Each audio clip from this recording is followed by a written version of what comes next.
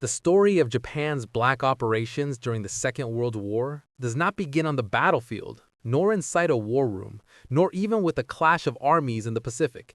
It begins instead in a culture where shadows were considered as important as light, where secrets held power equal to any weapon, and where loyalty, absolute, unwavering loyalty, could be demanded in ways the rest of the world could scarcely comprehend. Long before Japan's empire erupted across Asia with terrifying speed, a series of covert operations, intelligence networks, scientific experiments, and clandestine missions were already underway, shaping a war behind the war. These missions were so deeply hidden, so ruthlessly protected, that even within Japan's own military, only a select few ever knew they existed. The rest of the world, blinded by conventional battles and visible troop movements, never understood the invisible machinery that powered Japan's wartime ambitions, until long after the empire had collapsed. And even then, many pieces remained buried in archives, whispered about but never confirmed, the truth dissolving into rumor. The purpose of these operations was simple: extend Japan's reach far beyond the battlefield, destabilize enemies before bullets were fired, and secure control through fear and confusion long before tanks rolled or planes rose into the sky. In the years leading up to the war, the Japanese military developed a philosophy rooted in deception, psychological manipulation, and covert influence. They watched how Western powers used intelligence networks, propaganda, and covert alliances, and they concluded that victory in the modern age required mastery of the unseen. If traditional warfare represented the sword, then black operations represented the knife hidden behind the sleeve, silent, deadly, and decisive. And so, long before the world recognized Japan as a military powerhouse, its intelligence organizations, most famously the Kempeitai and the Nakano School, were already laying foundations for a secret empire of their own. The Kempeitai, often compared to the Gestapo, controlled everything from counterintelligence to population surveillance to clandestine sabotage. The Nakano School, Japan's elite training ground for spies, prepared operatives in disguises, foreign languages, forgery, psychological warfare, and untraceable killing techniques. Covert missions stretched from China to Southeast Asia, through Mongolia, Siberia, and even the American homeland, long before Pearl Harbor signaled open conflict. One of the earliest and least understood operations began in Manchuria, after the Japanese invasion in 1931. The world remembers the conflict as a brutal occupation, but beneath the surface, it was also a laboratory for secret strategies Japan intended to use on a global scale. Puppet governments were installed, not simply for political control, but to create a facade of legitimacy while the Japanese military conducted covert experiments in influence and manipulation. Propaganda flowed like ink through newspapers, radios, and schools, reshaping entire populations to believe that Japanese rule brought order, prosperity, and destiny. Behind this psychological restructuring were operatives trained in subtle persuasion, cultural infiltration, and narrative control, long before such techniques would be recognized as core components of modern intelligence work. But the darkest operations in Manchuria came from a unit so secretive that even within Japan, mentioning its name was forbidden. Unit 731, which the world would later associate with biological warfare, was more than a research facility. It was a black operation hiding under the camouflage of medical science. Within its walls, prisoners were used as experimental subjects for diseases, chemical agents, and weapon delivery systems designed to spread fear and devastation. The unit had teams specifically trained in covert deployment, operatives who learned to infect wells, contaminate crops, unleash plague-bearing fleas into villages, and sabotage enemy supply lines using invisible weapons. While the world thought of biological warfare as a distant possibility, Japan was already testing it in real environments, under real conditions, with horrifically real consequences. And yet, Unit 731 was only one chapter in a much broader story of shadow warfare. As Japan expanded deeper into China, covert agents were embedded among local populations, posing as merchants, missionaries, and even refugees fleeing the violence. Many spoke perfect Mandarin, Cantonese, and regional dialects. Some had lived in China for years before the war even began. These agents built spy networks inside cities like Nanjing, Shanghai, and Beijing, gathering intelligence on troop movements, political factions, and underground resistance groups. When Japanese armies approached, these networks activated sabotage missions, cutting power lines, disrupting communication, poisoning food supplies, or guiding military units to weak points in city defenses. In areas where Japan struggled to gain local cooperation, operatives used fear tactics to intimidate civilians into compliance. Entire neighborhoods were turned against one another through planted rumors, staged assassinations, or forged documents claiming betrayal or treason. The goal was simple: make resistance impossible before it could even organize. The reach of these black operations extended far beyond Asia. As tensions with the United States grew in the late 1930s, Japanese intelligence operatives infiltrated American cities, including Hawaii, Los Angeles, Seattle, and San Francisco. They blended into immigrant communities, worked in fishing fleets and small businesses, and communicated through coded phrases hidden in mundane correspondence. They mapped naval bases, ship movements, fuel depots, and airfields with meticulous precision. Some spies sent hand-drawn sketches of Pearl Harbor's ship positions months before the attack. Others monitored supply chains and industrial output across the West Coast. The United States, confident in its geographical distance, never fully recognized the extent of Japanese espionage operating on its own soil. Simultaneously, Japan cultivated relationships with extremist and anti-colonial groups in Southeast Asia. Operatives supplied weapons, training, and money to factions resisting European rule, not out of solidarity, but to weaken Western influence. Anti-British groups in India, anti-Dutch factions in Indonesia, and anti-French movements in Vietnam all received covert assistance. Japan presented itself as a liberator of Asia, using covert operations to plant seeds of rebellion that would make the region easier to conquer when the time came. These missions were designed not to win battles, but to fracture the political landscape so thoroughly that when Japan marched in, the resistance would already be divided and exhausted. Inside the empire itself, black operations were used to suppress dissent, enforce obedience, and cultivate unity through fear and nationalism. The Kempeitai monitored letters, bugged homes, recruited informants, and interrogated suspected critics with terrifying efficiency. Universities were infiltrated by undercover agents, trained to identify students who questioned government policies. Newspapers, theaters, and radio programs were quietly reshaped through subtle censorship and strategic messaging. Not every operation involved violence. Some simply nudged the population toward loyalty by shaping the information they consumed. Others eliminated threats quietly through disappearances that were never explained. Anyone could be accused of being a spy for Russia, China, or the West. Anyone could be taken for questioning and never return. And because these actions occurred in silence, without public trials or visible evidence, they spread a fear more effective than any uniformed policing could achieve. By the time the Pacific War erupted, Japan had already built a hidden infrastructure of covert influence, espionage, and sabotage across multiple continents. Their black operations became even more aggressive as the war intensified. Agents were sent to infiltrate Allied supply routes in Burma, sabotage fuel reserves in the Philippines, and intercept communication lines in Australia. In one lesser-known mission, a group of Japanese operatives attempted to create chaos on the U.S. mainland by launching balloon bombs carried by jet stream winds, silent weapons intended to ignite wildfires and spark panic among civilians. Though the operation only achieved limited success, it remains one of the most unusual long-range attacks in military history. Japan's willingness to innovate in secrecy, even when conventional weapons were failing, demonstrated how deeply embedded the culture of covert warfare had become. Yet for all its ambition, Japan's black operations also betrayed fatal flaws.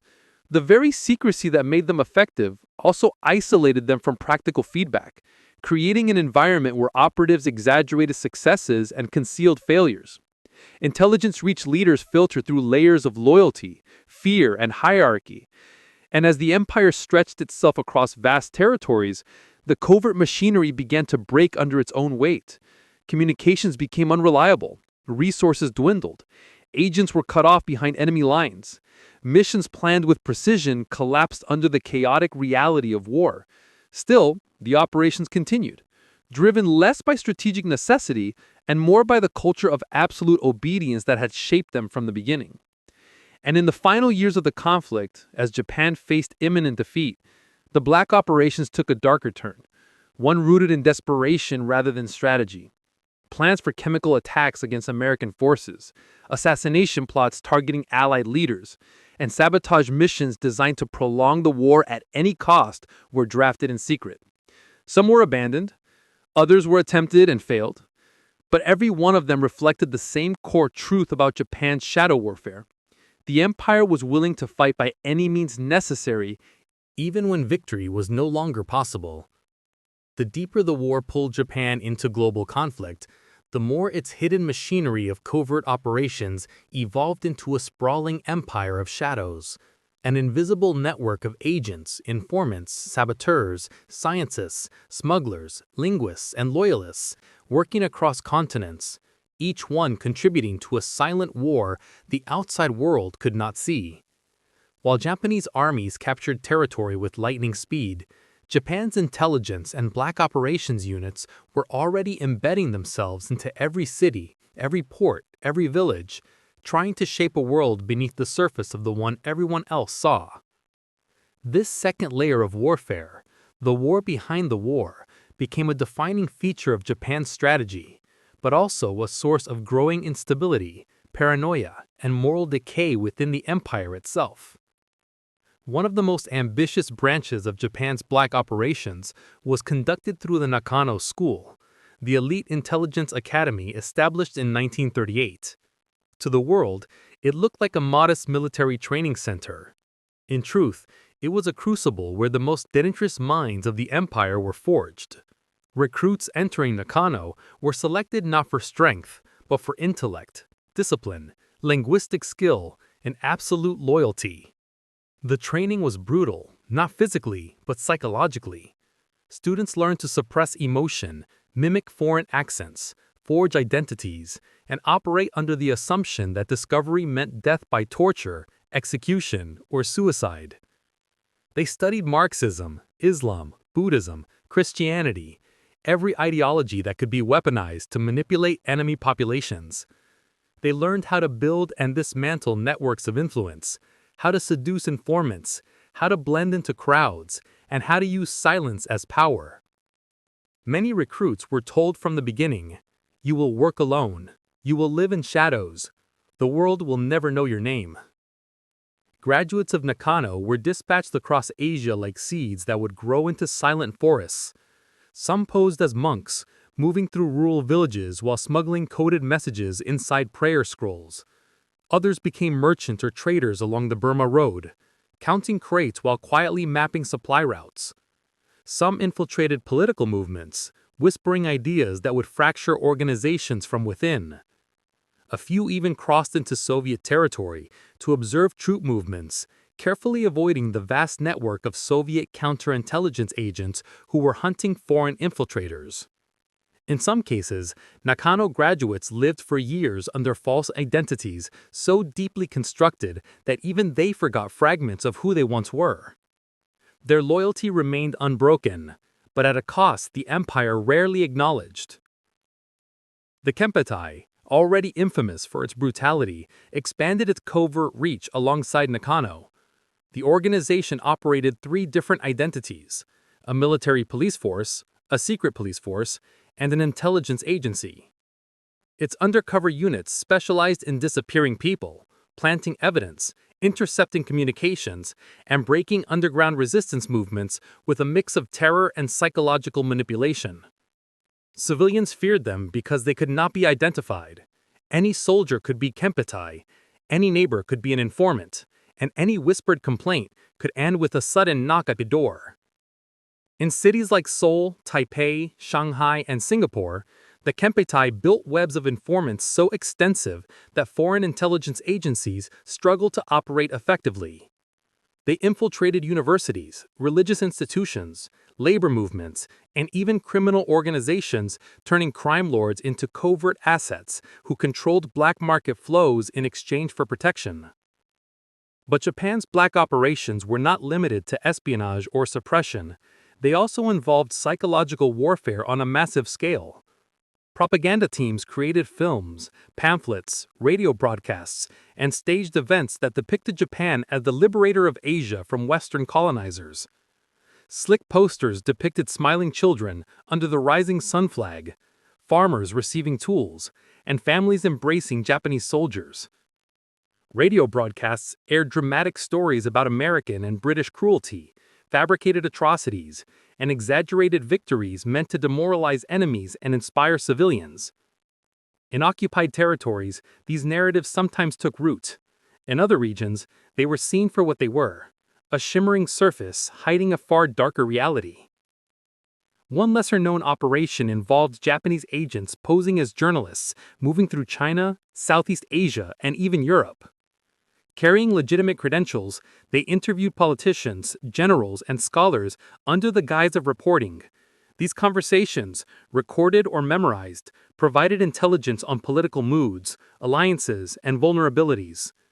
The journalists also spread propaganda subtly, asking leading questions, publishing manipulated reports, and quietly encouraging narratives that would benefit Japan's strategic goals. Japan understood that public opinion was a battlefield of its own, one where a carefully placed idea could weaken an enemy as effectively as any bomb. In Southeast Asia, Japan's black operations took advantage of deep resentment against European colonial rule. Operatives reached out to nationalist leaders, promising support for independence in exchange for cooperation. Weapons were delivered through jungle routes at night. Radios were smuggled into villages. Resistance groups were trained in guerrilla tactics. These actions weren't acts of liberation, they were strategic investments. Japan needed these regions destabilized so that when its forces arrived, the colonizers would already be weakened from within. The strategy worked with startling efficiency. When Japan swept across Southeast Asia in 1941 and 1942, many local populations initially greeted them not as invaders, but as a force breaking the chains of foreign rule.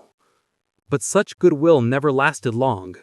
Once the occupation revealed its brutality, the same resistance groups Japan had quietly supported now turned against them, creating chaos that no amount of covert operations could fully contain. Meanwhile, in the Pacific, Japan executed covert missions aimed at weakening the United States before the full impact of war reached continental shores.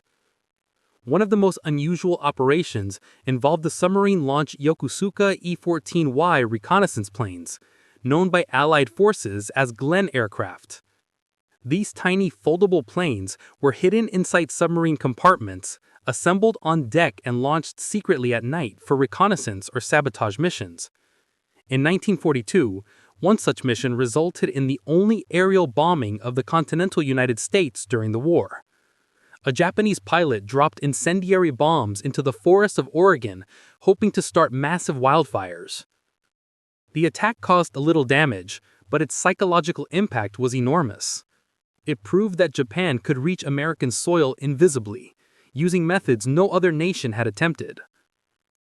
Even stranger were Japan's Fugo bomb balloons, the world's first intercontinental weapon system. Thousands of hydrogen balloons equipped with incendiary and explosive payloads were released into the jet stream, designed to drift across the Pacific and ignite fires across the American West. The technology was crude, but the concept was revolutionary, an entirely passive weapon that could travel thousands of miles without detection.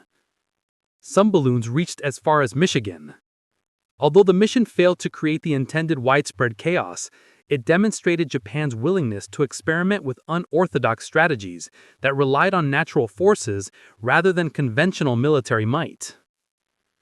While Japan sought to influence the world from afar, its covert units also focused inward, monitoring loyalty, eliminating dissent, and enforcing the empire's brutal code of obedience. This internal war was fought not on battlefields, but in dim-lit interrogation rooms, secret prisons, and quiet alleyways where suspected traitors vanished without a trace. Some operations targeted communities accused of supporting Chinese resistance fighters. Others targeted Koreans suspected of communicating with exiles abroad. In some cases, entire families were rounded up to send the message that disobedience would not be tolerated. These internal black operations eroded trust within Japanese society, creating an atmosphere where fear controlled far more effectively than propaganda ever could. Yet in the middle of this vast machinery of covert operations, contradictions began to emerge. Japan excelled at secrecy, but struggled with communication. Intelligence was gathered meticulously, but often ignored by generals blinded by ideology. Agents risked their lives for information that sometimes never reached the decision-makers who needed it most. In one instance, a Japanese spy stationed in Hawaii warned Tokyo of American preparations shortly before the Battle of Midway. His message was delayed, misinterpreted, or buried, and Japan suffered one of the most devastating defeats of the war. Still, Japan doubled down on its covert operations. As Allied forces began pushing Japan back across the Pacific, the empire activated sleeper agents in the Philippines, Indonesia, and Burma. These operatives sabotaged landing areas, poisoned wells, and ambushed supply lines. Some succeeded, many ended in death. But failure seldom stopped new orders from being issued.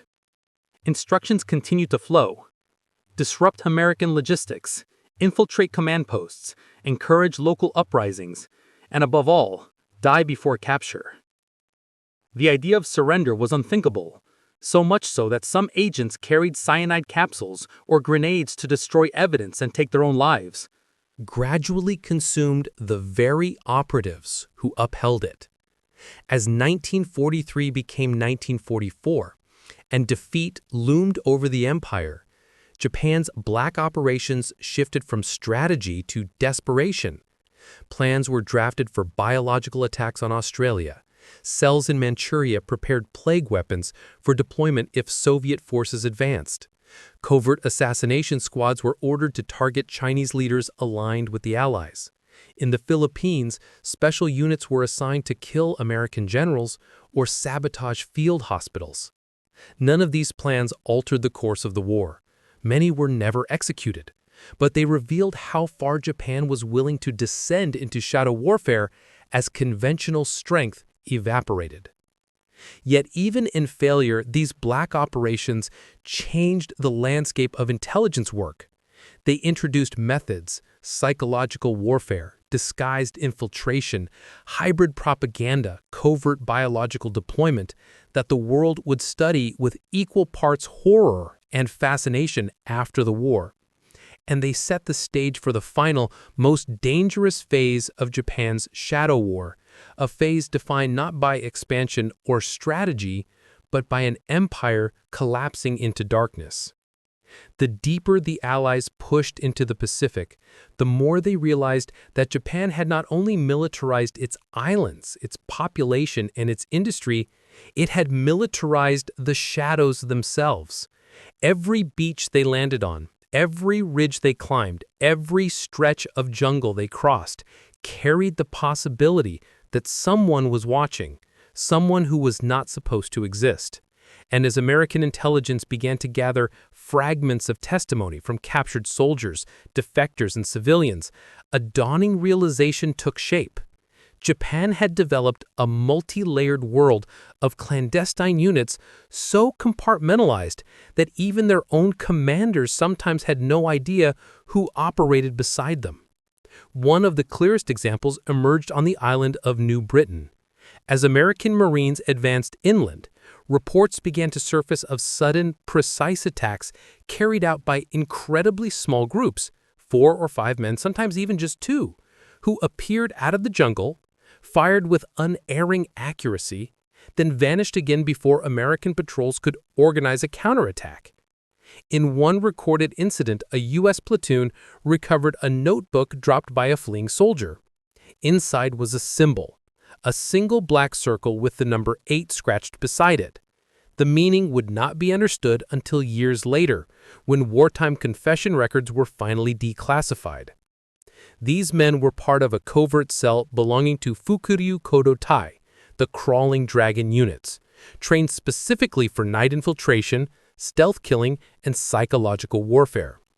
Their orders were brutally simple: demoralize the enemy, disrupt communications, and create the sense that the jungle itself was alive with hostile eyes. Their presence was meant to fracture morale, and in certain divisions it worked. Entire companies reported feeling hunted, even when there were no identifiable Japanese forces nearby. But this was only one layer of Japan's black operations. Far away in the snow-blasted mountains of Manchuria, another unit was perfecting a discipline that had almost nothing to do with conventional warfare. This was the Kempeitai Fute Tokubetsu Han, a branch of the feared military police whose mission was to infiltrate foreign communities, sabotage local authorities, and spread false information. They targeted Chinese villages, Mongolian trade routes, and even Soviet border settlements. Their operatives learned local dialects, adopted local clothing, and in extreme circumstances, lived for months or years as civilians to gather intelligence or seed confusion before a Japanese advance. The most chilling aspect was that many of these agents were never officially discharged. Their identities remained embedded in local communities long after Japan surrendered. Decades after the war, scattered reports surfaced of elderly individuals confessing that they had once served as wartime infiltrators, maintaining quiet networks of contacts into the 1960s. Meanwhile, in Southeast Asia, Japanese intelligence used a different strategy altogether. They blended black operations with opportunistic alliances, manipulating underground movements and anti-colonial militias. In Burma, Japanese operatives embedded themselves within independence groups, using promises of liberation as leverage. In Indonesia, they supplied weapons to resistance factions while simultaneously preparing to crush them if they stepped out of line. This dual approach, encouraging rebellion while planning to suppress it, was characteristic of Japan's covert doctrine. Use every available force, even those ideologically opposed to you, until the moment they become expendable. But perhaps the most disturbing of all black operations came from Japan's naval intelligence divisions, who recognized that the sea offered a perfect medium for secrecy. They created specialized nocturnal sabotage teams trained in silent swimming, knife attacks, and underwater demolition. These men operated without lights, without radio contact, and often without the possibility of rescue. Their missions were suicide in everything but name. On multiple islands, American engineers reported finding docks sabotaged in the middle of the night with no footprints in the sand and no signs of incoming boats. Only after the war did they learn why. The operatives approached from beneath the surface, clinging to driftwood or using improvised breathing reeds designed to resemble floating vegetation. They would crawl across the seabed, emerge under piers, attach small incendiary devices, then vanish back into the waves before guards even knew they had been there. The psychological impact of these attacks cannot be overstated. American units began doubling their night watches. Naval engineers slept in rotating shifts. Marines patrolling the shoreline reported seeing phantom shapes in the surf. The idea that an enemy could rise from the water without warning amplified the already brutal tension of jungle warfare. Yet, astonishingly, many of these operatives were never listed in official Japanese rosters. Their identities, missions, and even their existence were denied by Japanese leadership, sometimes even to the families of the men involved. This secrecy was so intense that after the war, when Allied investigators questioned Japanese officers about these operations, they often received blank stares, not because the officers were lying, but because they genuinely had no knowledge of who these units were or what they had done. It is impossible to overstate how deeply compartmentalized Japan's covert system had become by 1944. The empire was fighting a losing war, but in the shadows, it was building a network of secret operations that would continue operating long after its armies were shattered.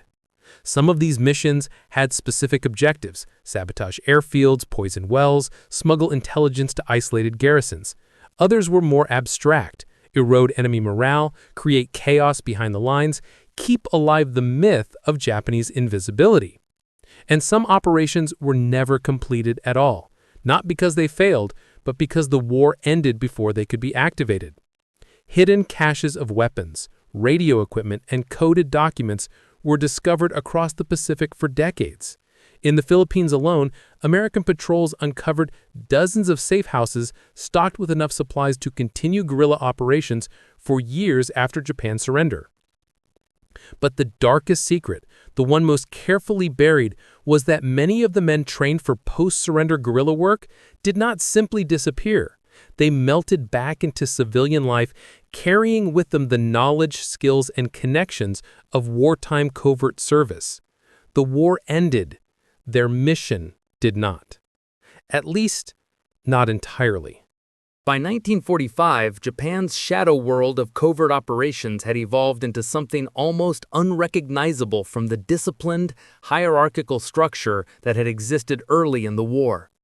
What had begun as an extension of military intelligence had transformed into a sprawling ecosystem of secret cells, rogue agents, ideological fanatics, and clandestine networks designed not only to slow the Allied advance, but to ensure that the Empire's influence, its presence, would survive long after defeat became inevitable.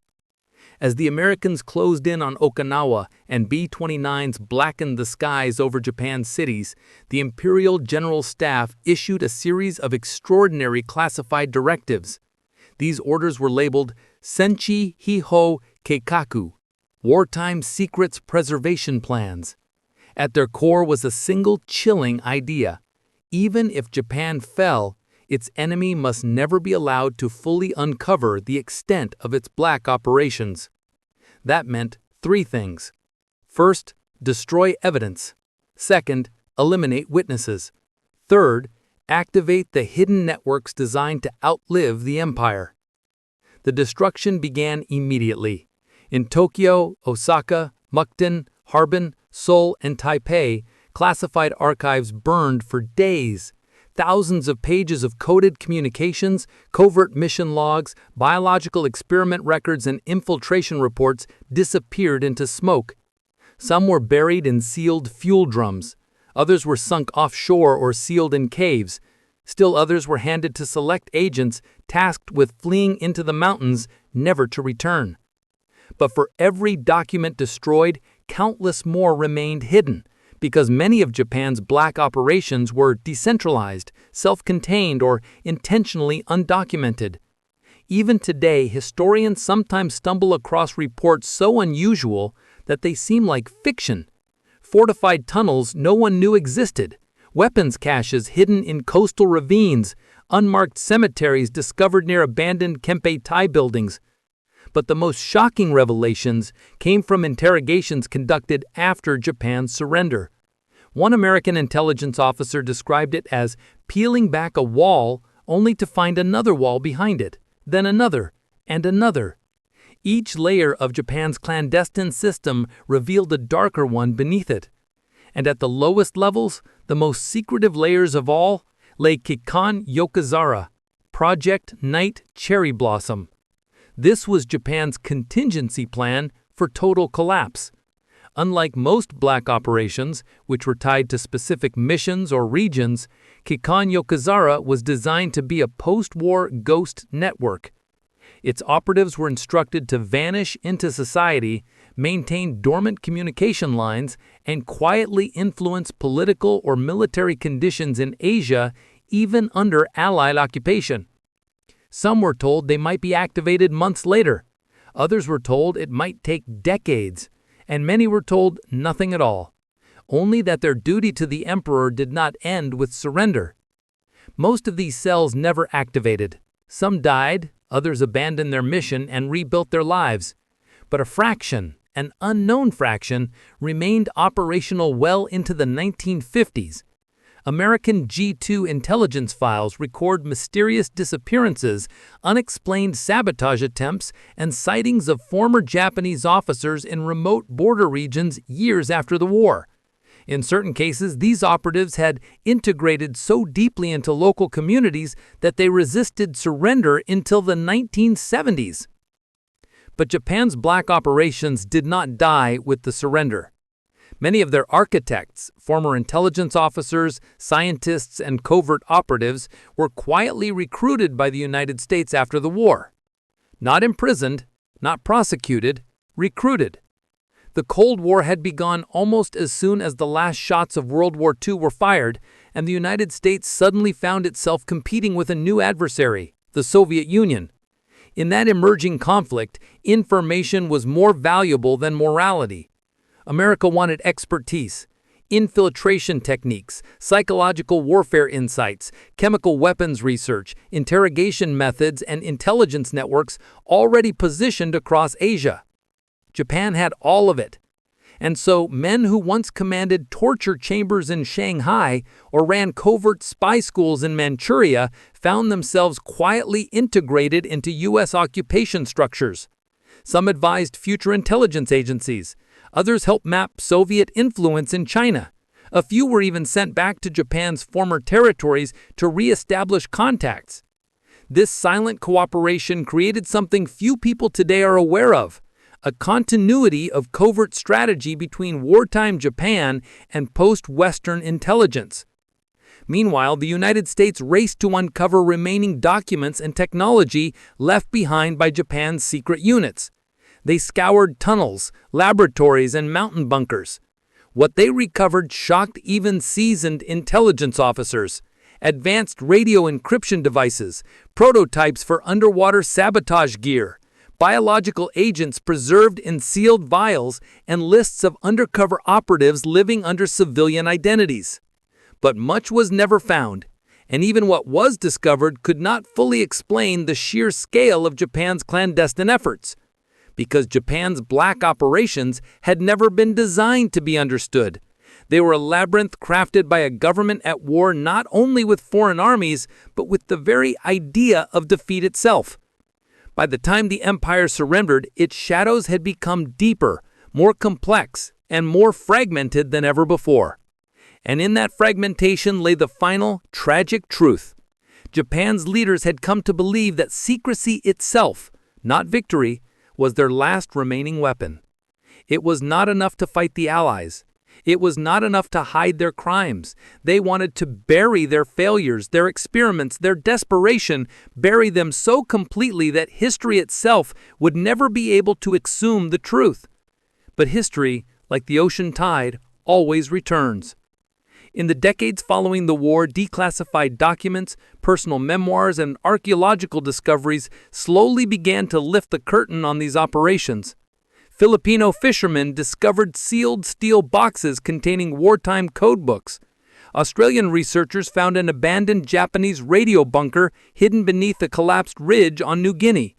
A Korean construction crew uncovered a concrete room filled with burned documents and surgical tools believed to belong to a vanished covert medical team. Every discovery was a reminder that the war had not ended cleanly. It had ended with secrets spilling across the Pacific like ink. Yet despite all of this, the full picture remains incomplete. Not because historians have not tried to uncover it, but because many of the men who lived these missions took their knowledge with them to the grave. Some refused to speak, some feared the consequences, and others were convinced until their final breaths that they were still soldiers serving an empire that had vanished from the earth. In the end, Japan's black operations were not just missions, they were a mindset, one that blurred the line between duty, fanaticism, and survival. The world saw the battles, the world saw the armies, but hidden beneath that surface was an entire war the world never knew. A war fought in silence, in darkness, and in secrecy. A war that even today remains only partly revealed. A war whose final truths still sleep in forgotten tunnels, burned archives, and the memories of men who operated in the shadows. And perhaps that is the most unsettling part of all. Not the missions themselves, not the technology, not the atrocities, but the fact that we still do not know how much we do not know. The empire may have fallen, but its secrets, its darkest secrets, never fully did.